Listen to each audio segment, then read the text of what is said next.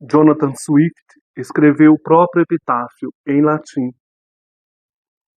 Aqui jaz o corpo de Jonathan Swift, doutor em teologia e deão desta catedral, onde a colérica indignação não poderá mais dilacerar-lhe o coração.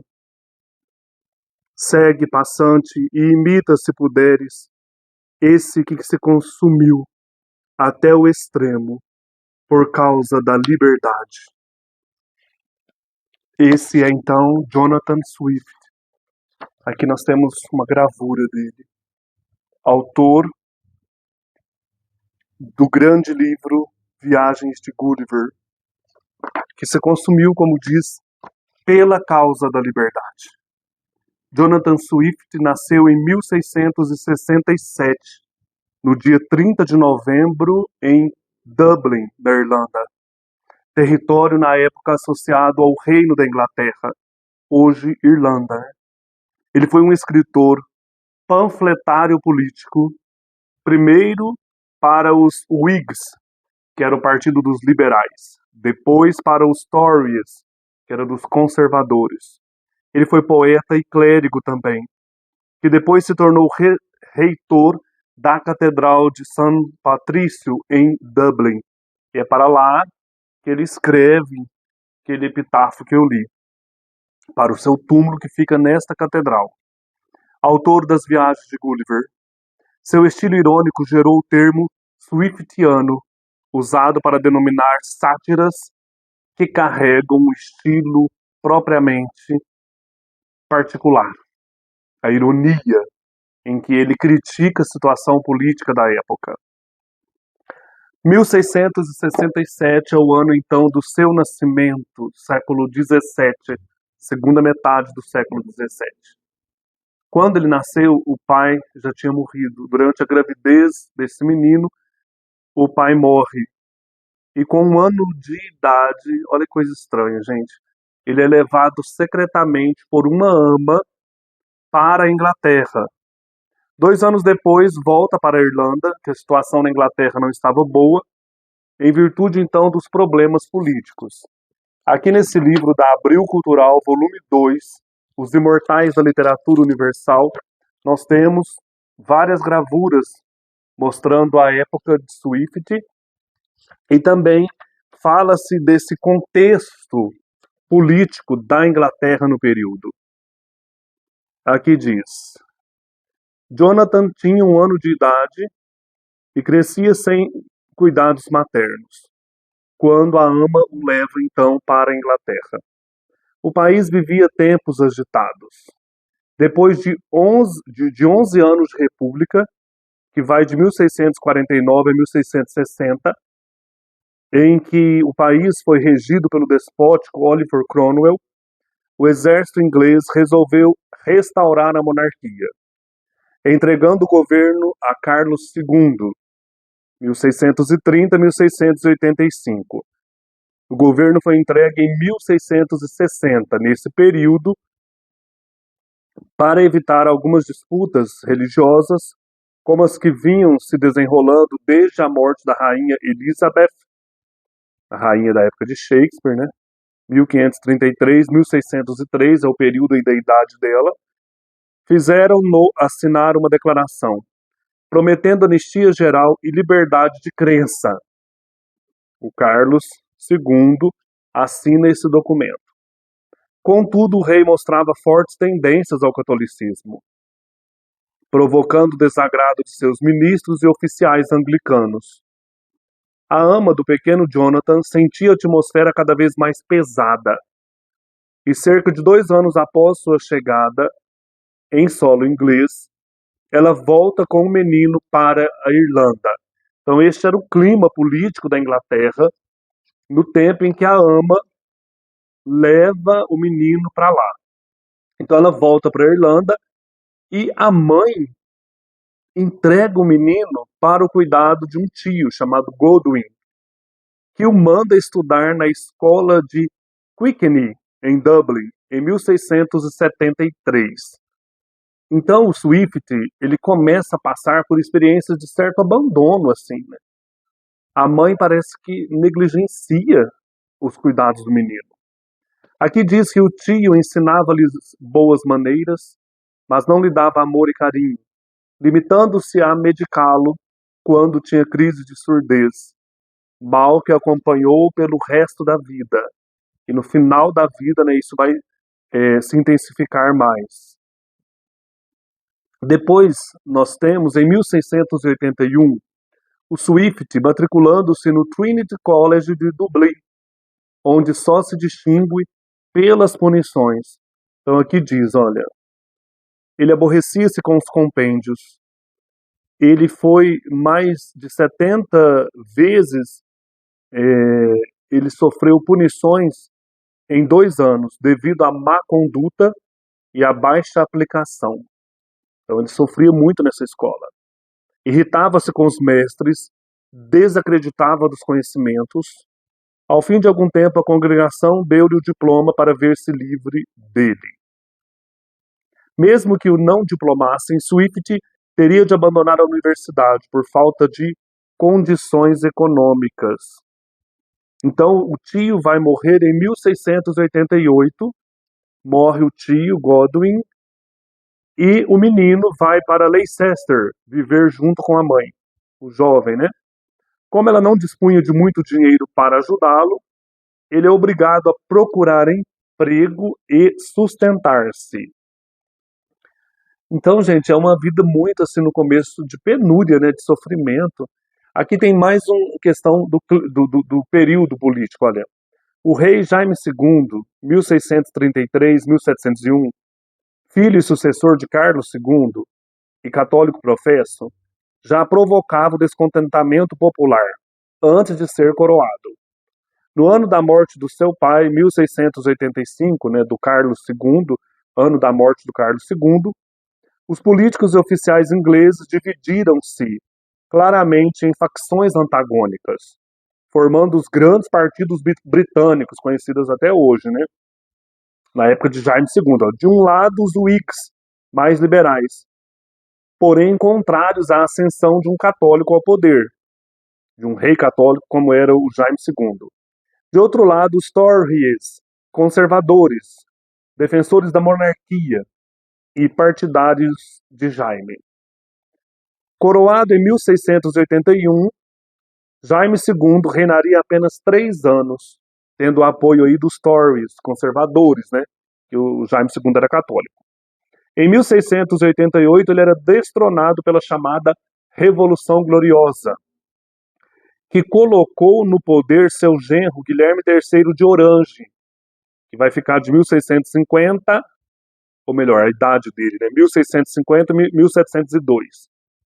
Jaime asilou-se na Irlanda católica como ele. Então, Jaime II vai para a Irlanda. Então, nesse contexto, nós temos o menino, o jovem Jonathan Swift, de novo, aí na Inglaterra, em Leicester. Como a mãe, então, não dispunha de situação suficiente financeiramente, né, para sustentar o menino, o jovem, ele vai procurar emprego. 1689, ele vai para Moor Park, na Inglaterra, no distrito de Surrey, e torna-se secretário de um estadista importante, Sir William Temple. Ele viveu de 1628 a 1699. Então nós temos o menino, o jovem, né, indo procurar serviço junto deste estadista William Temple. Junto dele, o Swift vai amadurecer intelectualmente, porque tem contatos com literatura, com os livros, e vai ser secretário desse Sir William Temple, que lhe dá-lhe emprego de guarda-livros na propriedade de Moor Place, na Inglaterra. Swift, gente, quando viveu ali, entediava-se no campo, dividido entre os livros de contabilidade e as leituras para Sir Temple, do qual dizia ser irmão. Um dia, Moor Place ganhou um novo alento, né, um novo encanto. O Sir Temple trouxe uma doce menina de 8 anos para morar ali, chamada Esther Johnson, que, segundo as más línguas, ela era filha de William Temple com uma ama da casa, e, portanto, ela seria sobrinha de Jonathan, porque as más línguas diziam que esse Sir William Temple seria talvez o pai, né, de, de Jonathan Swift. Tem essa questão aí também, né, meio nebulosa. Mas enfim, essa menina foi um encanto sempre na vida do Jonathan Swift.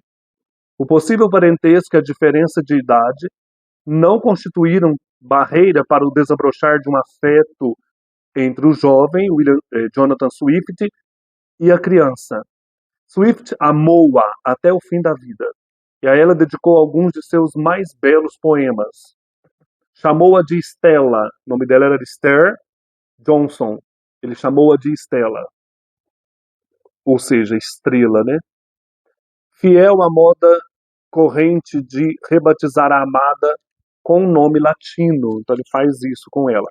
Aqui nós temos uma gravura, gente, de Margaret Dixie, que retrata a menina Esther e o Jonathan Swift sentado à mesa, e embaixo, na outra gravura de Burford, nós temos um esboço do Jonathan Swift, retrato de 1744, esse de baixo aqui.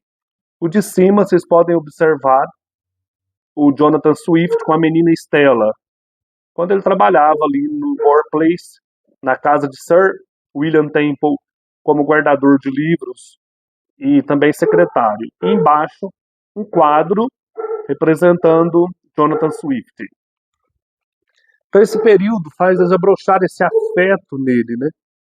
A presença de Stella, dessa menina, era um bálsamo na vida dele. Mas não bastava para retê-lo como empregado do seu suposto irmão. Então, que é William Temple, não pai, né? Irmão. Ele tinha ambições, compreendia que para realizá-las ele precisava de um diploma, então ele precisava doutorar-se. Então, em 1693, ele está na Universidade de Oxford.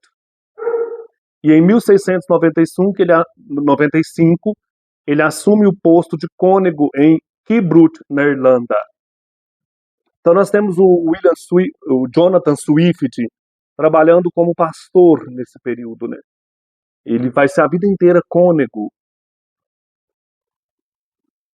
Ele vai assumir então na Irlanda, em Keybrut, graças às boas relações com Sir William Temple, que não era tido como pai, eu me equivoquei, mas como irmão dele.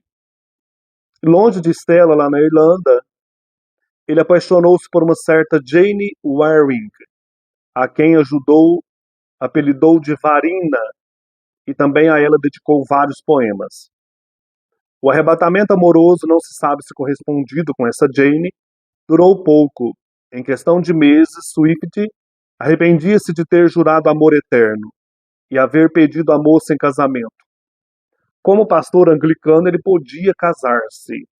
Em 1695, ele volta para Moor Place. Ele fica um tempo, então, na Irlanda, de 93 a 90 não, de 93 a 95. 93 ele doutora.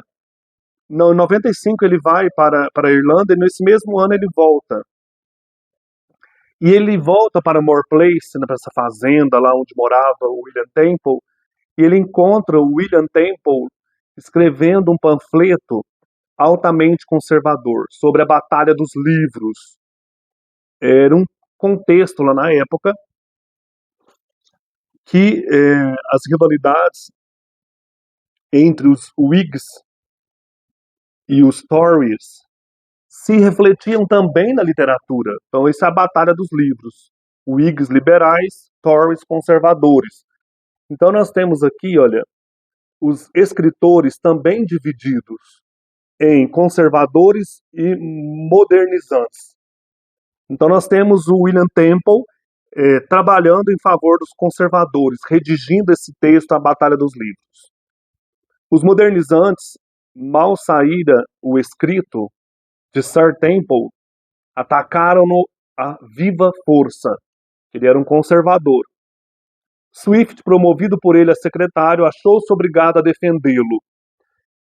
E o Swift vai escrever em 1697 o texto A Batalha dos Livros. Aqui nós temos, por trás da defesa, o Swift ironizando ambas as posições, ambos os modernizadores e os conservadores na literatura. E a obra foi publicada em 1704, juntamente com uma outra obra, O Conto do Tonel, que foi um ataque à vida religiosa da Inglaterra, também escrito em More Place. Então nós temos esses dois textos do Jonathan Swift, escrito em More Place, A Batalha dos Livros, ironizando os dois partidos dos escritores, tanto os escritores conservadores como os modernizantes, e O Conto do Tonel, que foi um ataque à vida religiosa da Inglaterra no período. A sátira, o pessimismo, o riso amargo seriam, a partir de então, a característica da obra de Swift. Então nós temos esse escritor, gente, bem engajado no seu tempo, austero, mas ao mesmo assim, tempo alguém voltado para a realidade, né, da época, embrenhado na realidade, procurando assim de toda maneira subir nos cargos aí como deão, como cônego, né? Em 1699 morre o seu protetor William Temple, privando o Swift de um emprego fácil. Novamente ele teve de perambular pelas casas dos grandes de Leicester em busca de proteção. Ele pleiteava o cargo de deão. O que é um deão? É um coordenador de um grupo de párocos. Ele procurava ser o deão de Derry, mas as autoridades eclesiásticas consideravam o posto elevado demais para um pastor tão jovem. Fizeram-no cônego de Dunlevin, na Irlanda. Então, ele ficou muito chateado com isso, né? De ter que voltar para a Irlanda e, desgostando-se disso, ele não teve outra alternativa senão aceitá-lo. São as famosas transferências, né? Que naquela época já fazia as pessoas sofrerem. No caso aqui, ele como cônego anglicano. Só que em 1701, já instalado ali em Derry, ele pede, né, que a menina Stella vá viver ali perto. É como uma musa inspiradora, né? Ela mora perto dali e essa presença dela vai lhe dar ânimo para escrever anonimamente um texto em 1701 chamado Discurso sobre as dissensões entre nobres e comuns em Atenas e Roma. Então, nessa obra, ele traz uma alusão aos partidários ingleses, Tories e Whigs, falando das dissensões na Roma antiga, dissensões entre nobres e comuns. A posição dele é nítida, ao lado dos Whigs, dos liberais. Por isso, os Tories, conservadores, passaram a atacá-lo. No entanto, olha o que aconteceu, né? Passa a ser admirado por estadistas como Somers e Halifax, que tinham elevado prestígio junto ao governo. Então, ele começa a ter um destaque aí na política.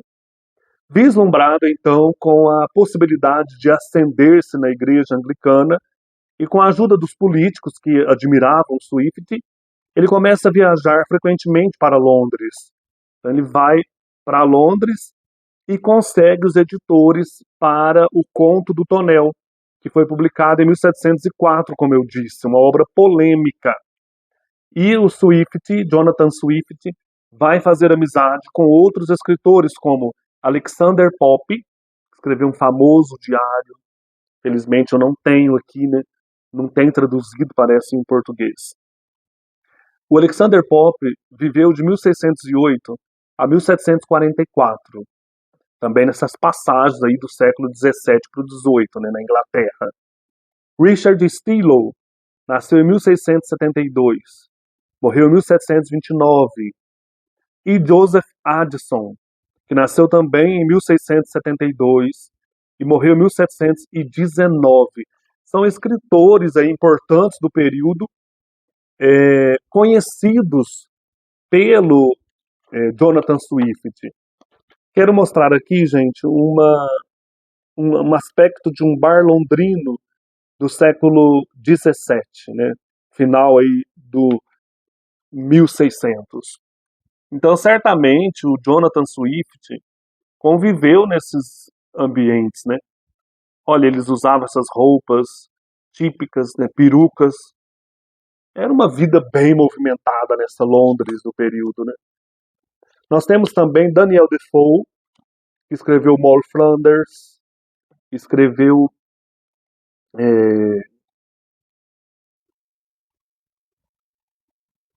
Robinson Crusoe, que também é desse contexto. Aqui, inclusive, tem uma gravura de 1711 satirizando o partido dos Whigs, dos liberais. Defoe, contemporâneo de Swift, vai aparecer ao alto no Pelourinho. Essa gravura de baixo aqui o Defoe, Daniel Defoe. Ele foi várias vezes para o Pelourinho. Eu vou contar a história dele aqui. O Daniel Defoe, as pessoas jogavam flores ali quando ele estava no Pelourinho, porque ele também era um panfletário político, né? É alguém que se posiciona no período, né? 1708. Vamos continuar a história aí do Jonathan Swift. Swift vai escrever um panfleto nessa época para desmascarar um astrólogo chamado Petrarch, tido por ele como charlatão. Sob o pseudônimo de Isaac Bickerstaff, no estilo de adivinho, Swift profetizava a morte de Petrarch.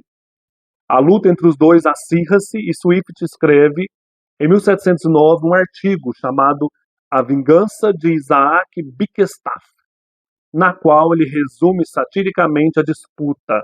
Então tem esse período aí na vida do Swift, né? Entrando em conflito com este adivinho. Ele também, gente,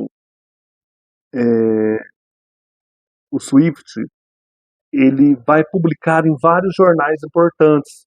Ele foi também jornalista, como o Squire e outro periódico, o Examiner, vai oferecer a ele um cargo de redator, com a função de comentar os fatos políticos e sociais de Londres. Então, ele também participava da questão jornalística, né? Nessa época reinava a filha de Jaime II, desde 1702, Ana, que nasce em 1665 e vai morrer em 1714. Com ela subiram ao poder os Tories moderados, representados pelo primeiro-ministro Robert Harley. Os Tories, como nós sabemos, né, eram os conservadores, aqui no caso moderados. Para Swift, tanto fazia ser Tory ou Whig. Achava todos os políticos igualmente corruptos e incapazes, e suas querelas inúteis. Ele fora Whig enquanto lhe conviera. Com a mudança de governo, não hesitou em proclamar-se Tory, conquistando assim a proteção e a simpatia de Harley. Então é interessante, né? O Jonathan Swift está sempre em contato aí com essas questões do poder também, né? E nós vamos encontrar a ambição e as amizades fazendo com que Swift viaje frequentemente a Londres, mas sempre pensando nessa Estela que morava ali perto dele em Derry, na Irlanda. Ele vai escrever-lhe numerosas cartas, que vão ser chamadas de diário, onde ele faz-lhe confidências. Essas cartas existem, né? Todas as noites, à luz da vela, Swift fechava-se no seu quarto, para o diálogo mental com a amada. Falava de tudo, de encontros com aristocratas e políticos, das impressões suscitadas das intrigas da corte, do fumo do Brasil, da invasão do Rio de Janeiro, pelos franceses em 1710 dos sonhos, das aversões. Então ele ficava sabendo, né, pelos jornais, que acontecia aqui no Brasil na época, no século XVIII, início do século XVIII, né? Rio de Janeiro invadido pelos franceses. Então a Estela morava na Irlanda, perto da casa dele, ele viajava frequentemente para a Inglaterra, participava aí dessas questões políticas, escrevendo também nos jornais. De quando em quando ele também atacava as falhas de Estela, criticava, entre outras coisas, olha que interessante, a palidez excessiva dela, que ao contrário dos poetas de seu tempo, ele considerava um defeito, né? Mulher pálida demais, a amada dele. Ao falar de assuntos íntimos com a Estela, ele expressava-se numa linguagem cifrada, composta de combinações de letras e palavras, compreensível apenas para ele e a sua Estela. Então eles tinham uma linguagem cifrada, né, que só os dois entendiam. É a chamada pequena linguagem, que criou especialmente para comunicar-se com a amada. Mais tarde, a experiência daria frutos no livro Viagens de Gulliver. Então, essa questão da amada Estela é muito forte no Swift. Esse amor por ela, que era uma criança, depois começa a acompanhá-lo, vai se tornando uma jovem. E aí diz que eles não tiveram um relacionamento, né, afetivo, não tiveram, mas no caso amoroso, né, sexual, mas tiveram esse contato nela como uma musa, uma amada platônica dele, né? Em 1713, ele abandonou esse diário, essas cartas para Estela, ferido pelo que considerava uma injustiça. A rainha Ana pretendia dar-lhe a sé de Hereford, por ele ambicionada, mas diante das intrigas do arcebispo de York, escandalizado com o Conto do Tonel, publicado em 1704, e da duquesa de Somerset, desgostosa com as sátiras do escritor sobre sua pessoa, olha as intrigas da corte, né? Ela abandonou o projeto, não deu a ele a posse dessa igreja de Hereford. Ela vai nomeá-lo Catedral de São Patrício, da igreja de São Patrício em Dublin. É aí que ele vai terminar, então, os últimos anos, né?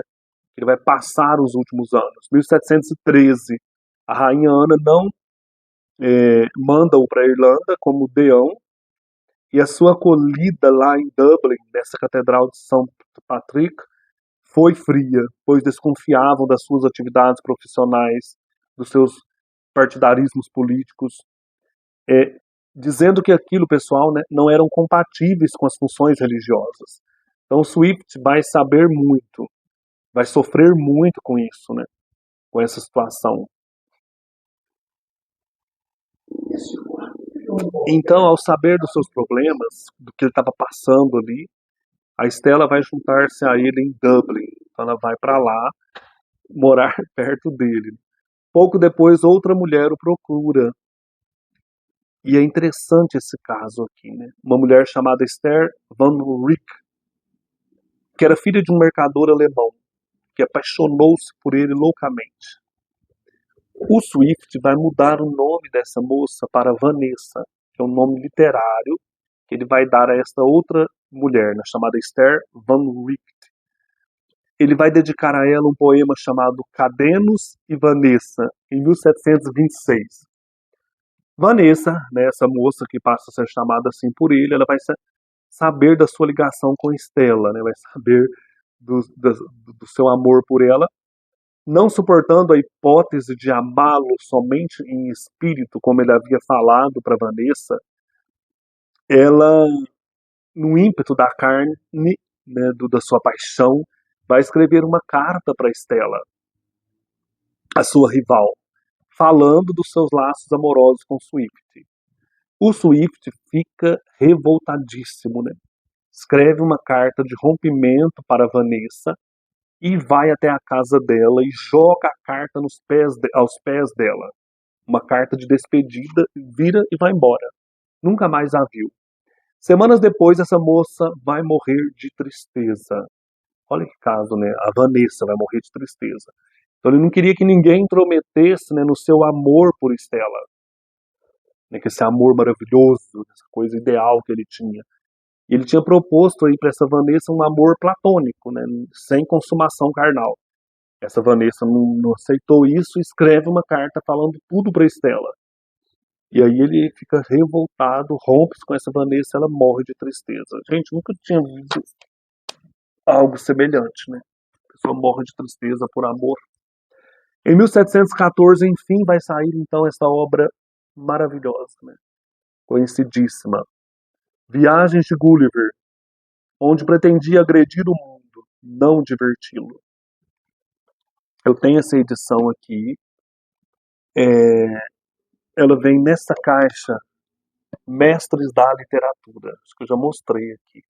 Aqui nós temos o Daniel Defoe com o Robinson Crusoe, Robert Louis Stevenson com A Ilha do Tesouro e Jonathan Swift, Viagens de Gulliver. 1714 sai esse livro. Essa edição maravilhosa, linda, um chuchu, tem a introdução de Rui Barbosa, olha que coisa, um texto de Rui Barbosa, um estudo introdutório de Eugênio Gomes e tradução de Octávio Mendes Cajado, da Nova Fronteira. Eu gostei demais dessa introdução aqui, ó. Principalmente essa introdução da vida do Jonathan Swift, escrita pelo Eugênio Gomes. Vou ler um trechinho, só para vocês terem uma ideia, né, como esse texto aqui é bonito. A obra de Jonathan Swift acha-se tão entrelaçada com os acontecimentos capitais de sua vida, solitária e enigmática, que seria francamente inútil querer apreciá-la apenas pelo prisma estético. Então, ele foi um solitário, né? Nunca casou, não teve filhos, né? Com os seus rancores, os seus terríveis arremessos de lutador, a sua impiedade com os adversários e a sua esquisita ternura com as raras pessoas que lograram penetrar o círculo sagrado do seu afeto, o homem representava nele a medida de sua própria obra, esta sendo o complemento natural daquele. Pode-se ter uma percepção significativa desse fenômeno pelo seu retrato geralmente conhecido. É o de uma personalidade enérgica e voluntariosa, assinalada implacavelmente pelo destino para fazer prevalecer sua grandeza desproporcionada a golpes de força, de obstinação e de orgulho. Quem o contempla através dessa imagem, que o perpetuou no momento culminante da sua existência, fixando-o em pleno apogeu do poder político, custa admitir que por trás daquela máscara severa, com seu ar ligeiramente escarninho, traquinava o espírito do humorista universalmente célebre por um livro que há 2 séculos diverte as pessoas, as crianças, né, também, de todas as partes do mundo. Mas, gente, não é um livro infantil, vamos dizer assim. A gente cresce pensando nisso. É um livro que é uma sátira à política da época, né?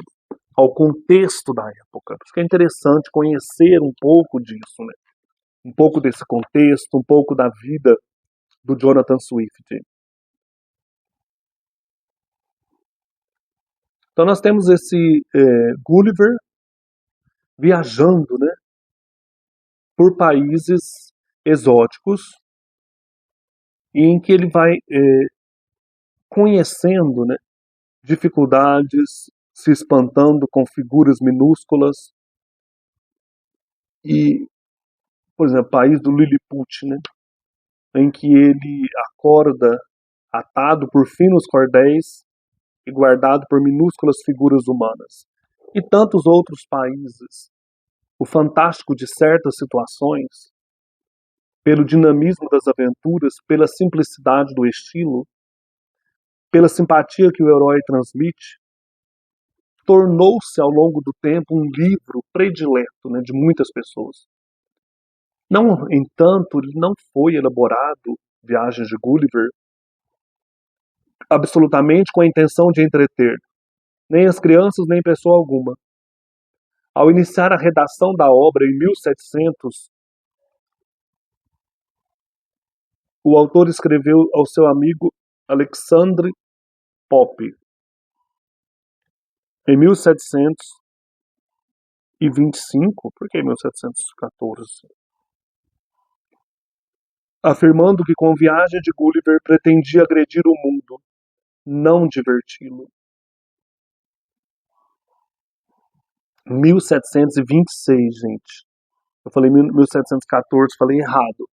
Viagem de Gulliver foi publicado em 1726. Isso mesmo. Em 1725, o Jonathan Swift escreve a Alexander Pope, pretendendo agredir o mundo com Viagem de Gulliver, não diverti-lo. Estava coligindo dados nesse ano de 1725, o livro ia sair em 1726, para desmascarar o falso conceito do homem como animal racional. O homem é capaz de ser racional, assevera. Porém, não se esforça. Ao contrário, parece comprazer-se no cultivo dos instintos. E nada de bom constrói. Como Jean-Jacques Rousseau, anos mais tarde, declara-se inimigo da humanidade, amigo do indivíduo. Odeio este animal que se chama homem, embora ame de todo o coração a Pedro ou a João. Quer dizer, eu amo o homem, eu amo a humanidade, né? Odeio o homem.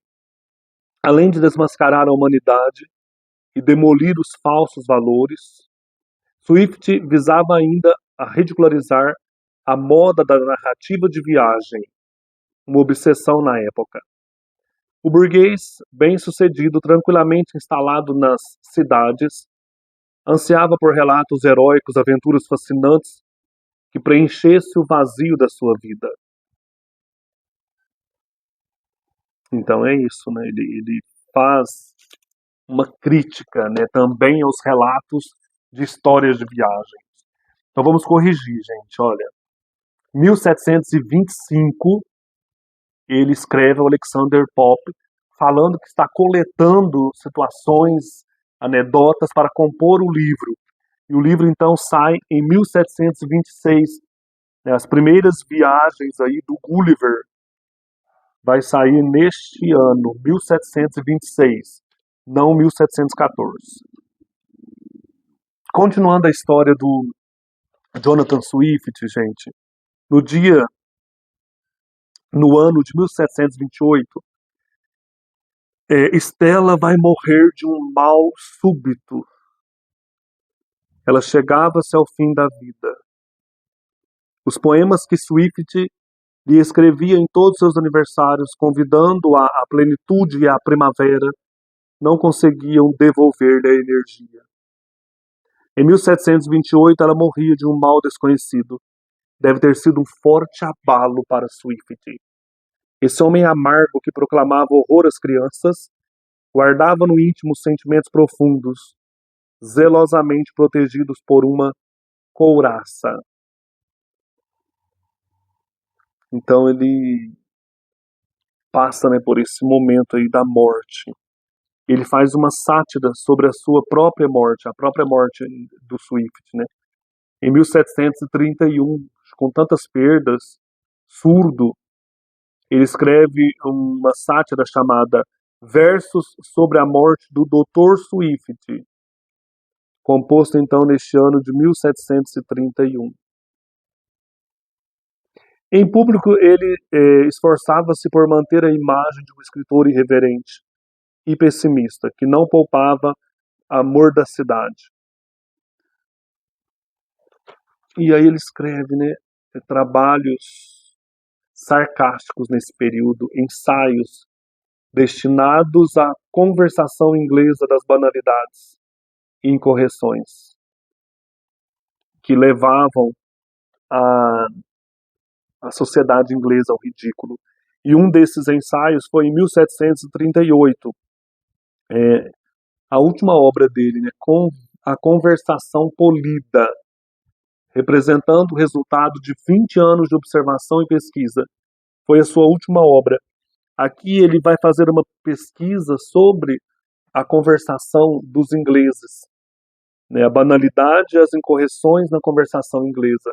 É o último livro dele, o último artigo dele, né? A conversação polida. Perdi aos poucos, gente, a sanidade mental, da qual muitos duvidavam há tempos, né, que ele estava um pouquinho louco. Ele vai perdendo mesmo a sanidade.